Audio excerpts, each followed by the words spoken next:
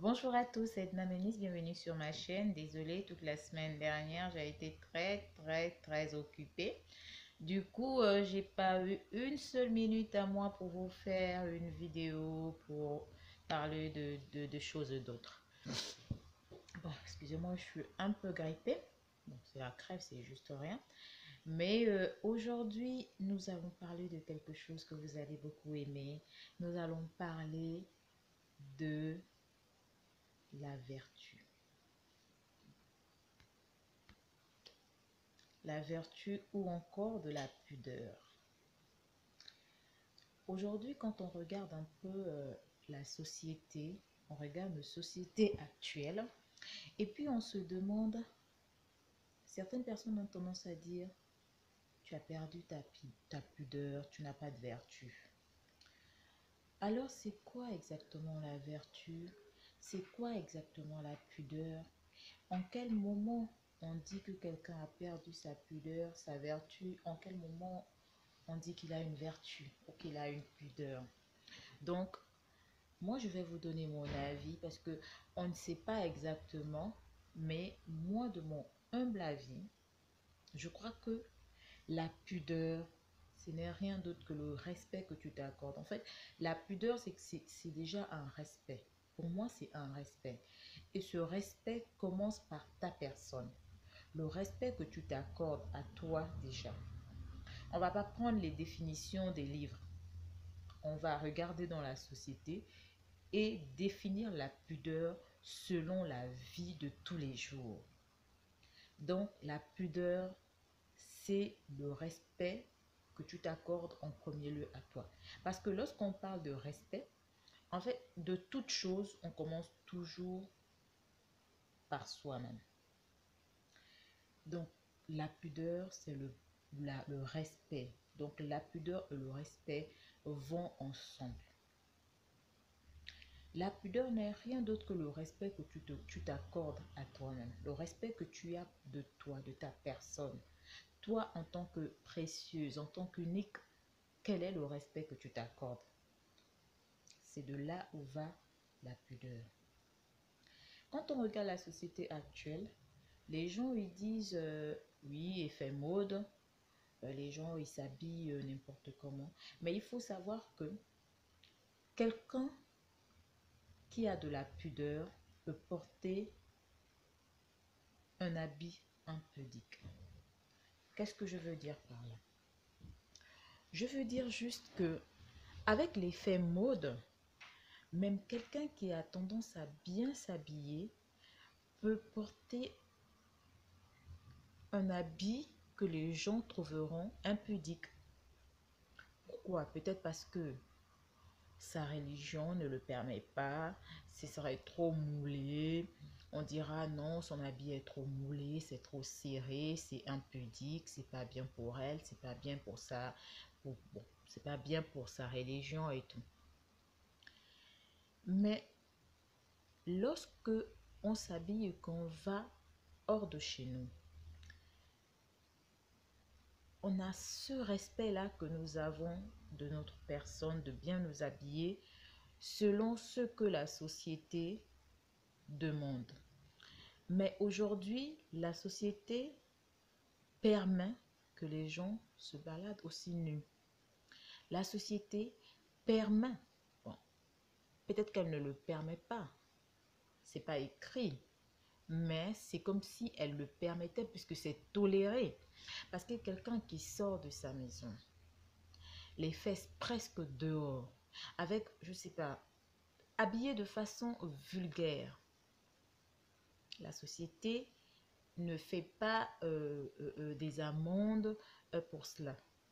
Il n'y a pas une punition, il n'y a pas une amende qui est mise quand quelqu'un s'habille comme ça. Voilà ce qui lui arrive. Il n'y a rien. Donc la société le permet. Et la société aujourd'hui permet ce non-respect de sa personne. C'est pas parce que, et moi ce que je veux dire aujourd'hui, je faisais d'abord cette petite historique pour que vous compreniez. Maintenant, c'est pas parce que la société permet qu'il faut le faire. Je reviens encore sur la définition. le respect que tu as de toi.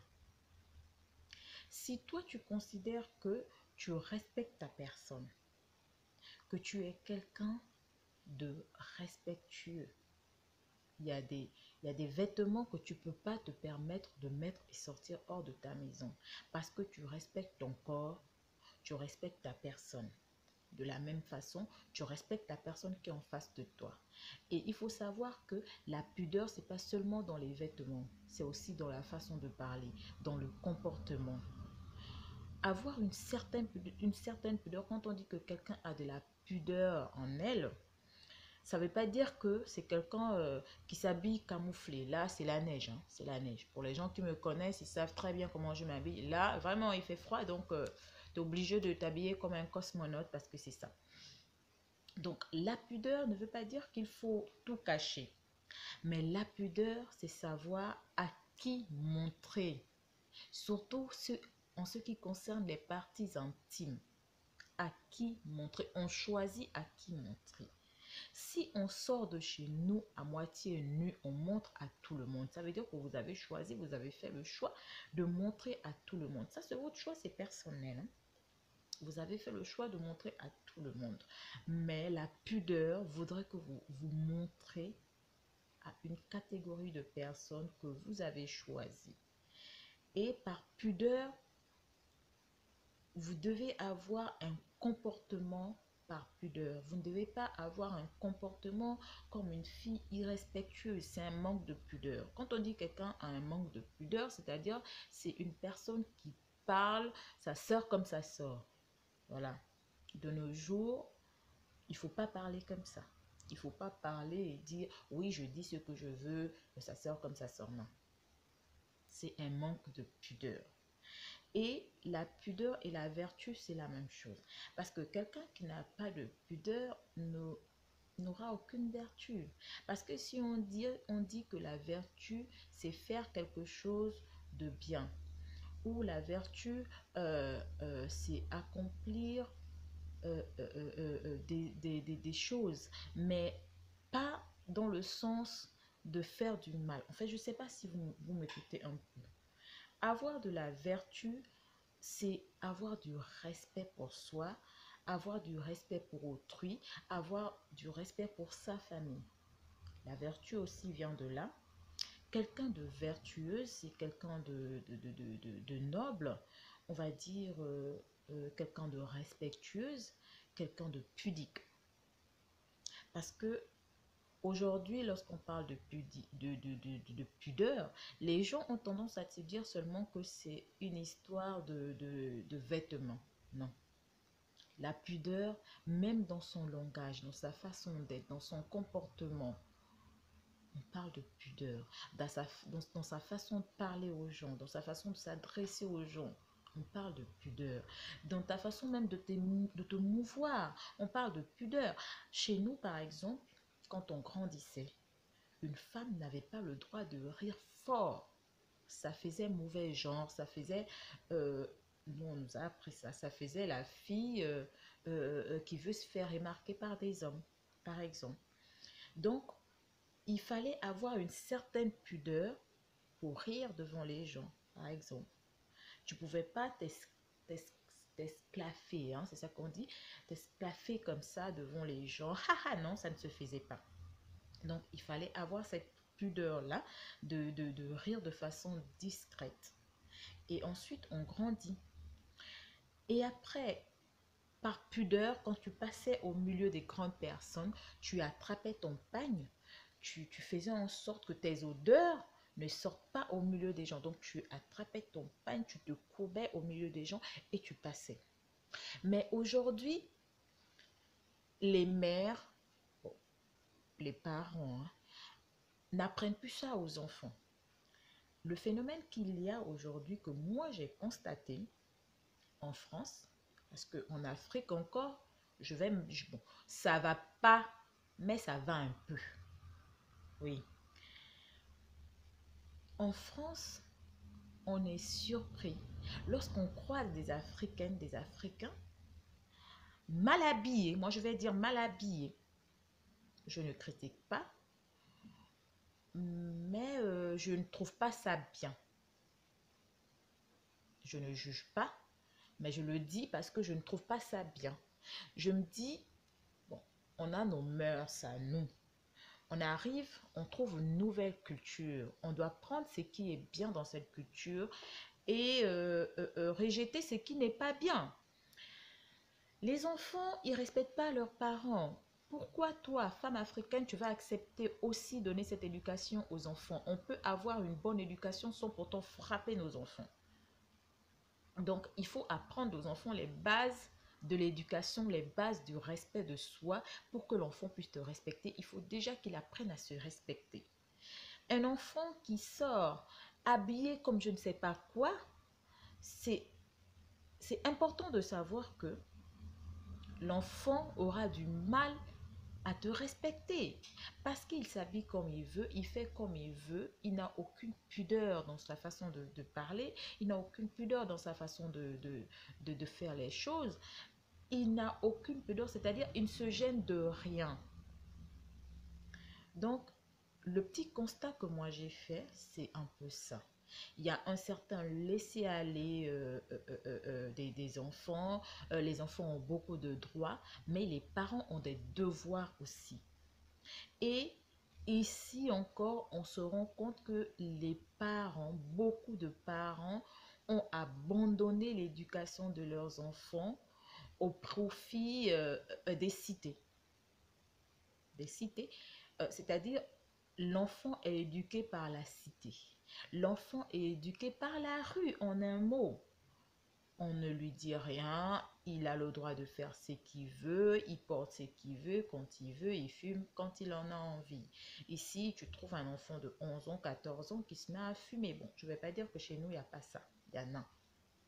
Mais tout va de cette pudeur-là. Au départ, quand l'enfant est tout petit, il n'a pas de pudeur.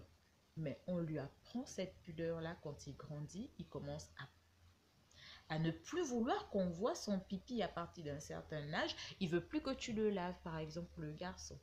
Pour la fille, c'est souvent jusqu'à, hein, parce que moi, ma fille, elle est grande, elle a 18 ans aujourd'hui, mais on peut aller dans la douche ensemble tous les deux, on n'a rien à se cacher. Mais pour le petit garçon, ce ne serait pas la même chose. Donc,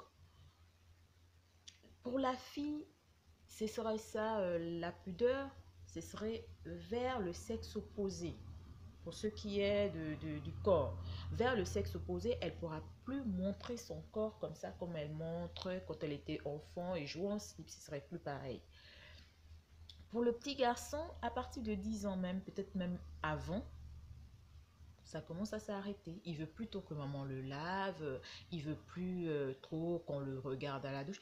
Donc, il commence à voir, il commence à avoir cette petite pudeur. Donc, il commence à se dire qu'on n'a pas le droit de le voir à poil. On n'a pas ce droit-là de le voir à poil. Même quand tu veux rentrer dans sa chambre, il faut que tu frappes parce que bon, voilà, c'est un petit garçon. Pour les filles, moi, avec ma fille, c'est pas comme ça. On rentre à la chambre, on n'a pas besoin de cogner. Bon, elle a besoin de cogner dans ma chambre quand même, hein. Mais moi, j'ai pas besoin de cogner dans sa chambre. Vous diriez que oui, c'est pas normal, mais c'est comme ça et l'éducation est là. On a gardé ça comme ça et c'est comme ça. Ça ne va pas changer. Quand elle sera mariée, ça va changer dans son foyer là-bas. Chez moi, là, ça ne change pas. Voilà. Donc, c'est ça. Et aujourd'hui, quand on regarde un peu la société avec un autre regard, hein, on a l'impression que la jeunesse a perdu sa pudeur. La jeunesse a perdu son innocence. Regardez un peu ce qui se passe actuellement dans les lycées. La violence dans les lycées. Que ce soit en Afrique, que ce soit en Occident, que ce soit en Chine, que ce soit partout, c'est les mêmes comportements. La violence dans les lycées. C'est un problème de respect de personne, un problème de respect de soi. Donc je voulais quand même vous parler un peu de ça en bref pour vous dire, il faut apprendre aux enfants la pudeur et pas seulement dans le vêtement pour dire non, mais la pudeur, c'est dans tout, dans le respect, dans le comportement, dans la façon de faire, dans la façon de s'émouvoir, dans les acquis. Et aujourd'hui, lorsqu'on parle de pudeur, même dans nos décisions, il faut avoir des décisions pudiques. C'est important. Peut-être aujourd'hui, vous ne comprenez pas exactement ce que je dis, mais c'est réellement ce problème que nous avons aujourd'hui. Manque de pudeur, c'est un manque de respect total. On assiste à l'anarchie des enfants, même aux adultes. Donc aujourd'hui, vraiment, il faut qu'on essaye de revoir un peu ce problème-là par rapport à nos enfants, par rapport à nous-mêmes. Merci encore à tous. Bonne journée.